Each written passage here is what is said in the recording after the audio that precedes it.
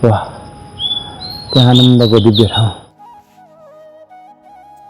पहिलोपटक आउँदैछु देवघाट, एकदम निकै रमाइलो लागिरहेको छ यो पवित्र भूमिमा आउँदाखेरि। अहिले चाहिँ म छु गण्डकी र त्रिशुली नदीको सङ्गम स्थल। गण्डकी र त्रिशुली मिलेर बन्नुहुन्छ नारायणी। नारायणी नदी जहाँ बन्नुहुन्छ, जहाँ सङ्गम स्थल हो, त्यसैलाई भनिन्छ देवघाट धाम। आज हामी देवघाट धाममा रहेका प्रसिद्ध तीर्थस्थलहरू, गुरुकुलहरू र यहाँ रहेका आश्रमहरू र झोलुङ्गे पुल र यहाँ रहेका जीवनशैलीहरूलाई नजिकबाट निहाल्नेछौँ। अब चाहिँ म यो साइडको त्रिशुली नदी तरेर डुङ्गाबाट म पारी हुनेछु। यहाँनिर जहाँनिर चाहिँ सङ्गम छ, मूल सङ्गम, म त्यो देखाउन गइरहेको छु। हजुर, नाम? मेरो विष्णु पौड्याल, यहीँ भरतपुर चिताउन।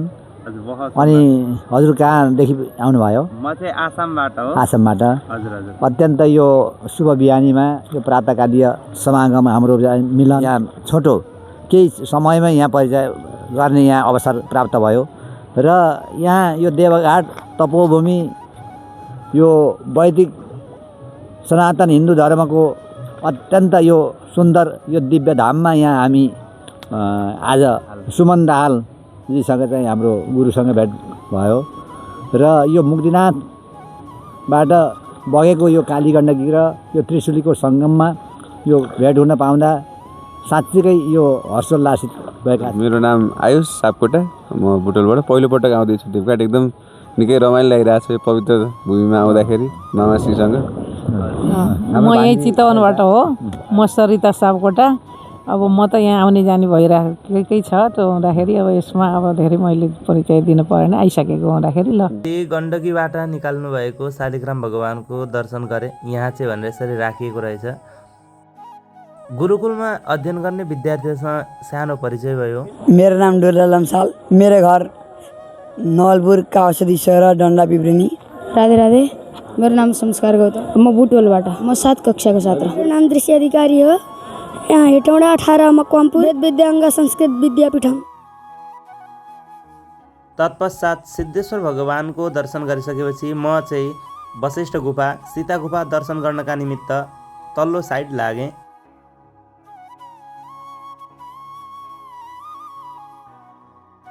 अहिले चाहिँ भने हामी वशिष्ठ गुफा दर्शन गर्दैछौँ र म भित्रैसम्म गएर चाहिँ एकदम अद्भुत अकल्पनीय जुन अनुभव छ मेरो, त्यो म हजुरलाई साझा गर्न गइरहेको छु।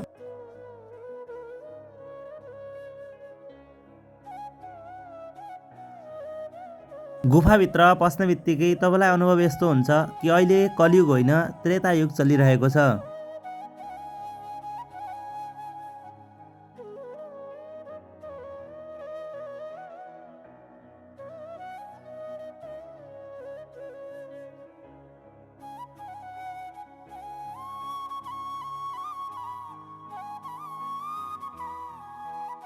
वशिष्ठ गुफा दर्शन गरिसकेपछि म आइसकेको छु सीता गुफा दर्शन गर्नका लागि।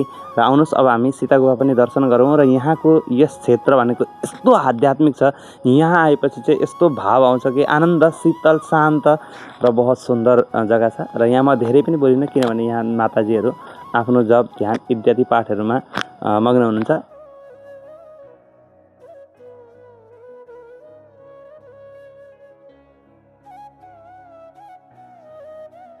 यहाँ चाहिँ ढलान भनेको बहुत रहेछ, उचाइ रहेछ।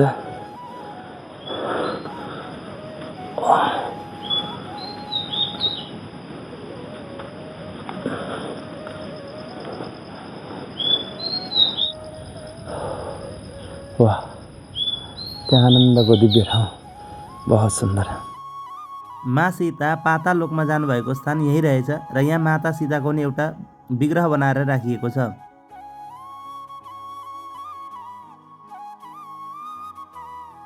हजुरहरू कहाँबाट आउनुभयो? हजुर राधे राधे, नमस्ते। म चाहिँ महोत्तरी जिल्ला गौशाला नगरपालिका वाडा नम्बर 9 बाट हामी चाहिँ सम्पूर्ण परिवार सहित हाम्रा यी के अरे हामी भक्त प्रेमीहरू, हाम्रा सत्सङ्ग प्रेमीहरू पनि हुनुहुन्छ। अहिले देवघाट दर्शन गर्दै हुनुहुन्छ, हजुरलाई कस्तो लाग्दैछ? कस्तो लाग्यो त हजुरलाई? हामीलाई चाहिँ यो पुरुषोत्तम महिना होइन, अधिक मासको बेलामा हामीले चाहिँ यो के अरे देवघाट धाम आएर हामीले चाहिँ सिद्धेश्वर बाबा अनि हाम्रो सीता गलेश्वर बाबा र हाम्रो सीता गुफामा माताको दर्शन गर्न अत्यन्तै खुसी र हामी चाहिँ आभारी माताप्रति देखि एकदम खुसी र हामी चाहिँ बहुत सुन्दर, बहुत राम्रो। देवघाट दर्शन सहित हामी स्नान सहित दर्शन गरेर हामी चाहिँ यहीँबाट फर्किन्छौँ। बहुत सुन्दर। अहिले म मणिमुकुन्देश्वर महादेवजीको दर्शन गर्न भनेर म आइसकेको थिएँ र यहाँ दर्शन गरिसकेपछि यहाँको संक्षिप्त विषयमा मैले अलिकति जानकारी पाएँ। नेपालकै राजा मुकुन्द सेनजीले तपस्या गर्नुभएको यो दिव्य भूमि रहेछ। शिवजी प्रसन्न भएर मुकुन्द सेन राजालाई खड्ग प्रदान गर्नुभएको रहेछ, जसको प्रतापले उहाँले धेरै युद्धहरू जित्नु भएको रहेछ। बहुत सुन्दर लाग्यो यहाँको इतिहास, बहुत आनन्द लाग्यो। र यहाँ ओमकार अङ्कित शालिग्राम भगवान पनि अवस्थित हुनुहुन्छ। धेरै शालिग्राममा केही चाहिँ पुनरुत्थानका लागि सरकारले लगेको रहेछ र केही भने भग्नावेशमा अहिले पनि यहाँ छ र एउटा शिला भने हजुरले हामी दर्शन गरिसकेका छौँ। र अहिले चाहिँ तत्काल अवस्थामा चाहिँ पानी परिरहेको छ र मैले यस भिडियो यहाँबाट चाहिँ छिट्टो बिदा लिएँ। मन्दिरकै परिसरमा बसेर माताजी भने संस्कृतका केही श्लोकहरू गुनगुनाइरहनु भएको रहेछ। आउनुहोस् त हामी पनि सुनौँ। किया सेवते मां गुणं गुणात् परं मृद्वा कदा वा यदि वा गुणात्मकं सोऽहं स्वपादा चितरेण विस्पृशं पुनाति लोकं त्रिं यथा रविः साकार मेरो द्विरूप निर्गुण सधैँ गरोस् ध्यान सुबुद्धिले अब त्यो भक्तको स्वच्छ सुपाद रेणुले पवित्र होला जगझैँ तस्वरले। नाम के हो? प्रेम कुमारी अधिकारी, देवघाटमै बस्नुहुन्छ। अहिले 69 मा हुँदै। यहाँ बस्न थालेको कति वर्ष हो? यहाँ बस्न थाले 9 वर्ष 8-9 वर्ष भयो। 8-9 वर्ष। बहुत सुन्दर। तत्पश्चात विश्वमै प्रसिद्ध महेश संस्कृत गुरुकुलतर्फमा लागे। यहाँ चाहिँ भने विद्यार्थी अध्ययन गरिरहनु भएको थियो, शिक्षक पढाइरहनु भएको थियो।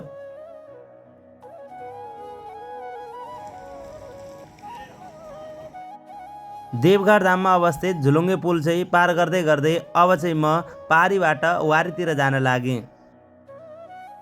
देवघाट धाममा रहेको झुलुङ्गे पुलमा छु र यहाँबाट चाहिँ जो प्राकृतिक सुन्दरता र साथै यहाँबाट चारैतर्फ जो पहाड पर्वत र साथै धेरै धेरै मन्दिर मठ मन्दिरहरू देखिन्छन्। त्यो देख्दा चाहिँ यहाँबाट एकदमै सुन्दर र साथै झुलुङ्गे पुलको माथि भने चाहिँ तल नदी बगिरहनु भएको छ। नदीबाट आउने चिसो हावाले भने चाहिँ बहुत आनन्द प्रदान गर्दैछ। यी दुईवटा सुविधा छन् पारी हुनका लागि देवघाट धामबाट। एउटा भयो नौकाबाट जसमा रु 50 रुपियाँ हजुरको खर्च हुन्छ भने एउटा भयो झुलुङ्गे पुल यहाँबाट, जहाँबाट चाहिँ तपाईँको निःशुल्क हजुरको समय अलिकति जानेछ तर निःशुल्क हजुर पार हुन सक्नुहुन्छ। र बहुत ही सुन्दर यहाँको दिव्य अलौकिक वातावरण र यहाँको दिव्य अलौकिक अनुभव बहुतै रमणीय छ। यहाँ चाहिँ जहाँसम्म लाग्छ महेश संस्कृत गुरुकुलकै छात्रहरू हुनुहुन्छ, यहाँ आफ्नो कार्यरत के कार्यमा जाँदै हुनुहुन्छ। बहुत सुन्दर। नारायण। देवघाट धाममा दर्शन गर्दै गर्दै यति भिडियोको माध्यमबाट हजुरलाई पनि दर्शन गराउन पाएको छु र यस भिडियोलाई सबैले माया गरिदिनु होला र यस्तै अर्को तीर्थ कहाँ दर्शन गर्न चाहन्छ कमेन्टमा अवश्य भनिदिनु होला। हस्त धन्यवाद। सब्स्क्राइब।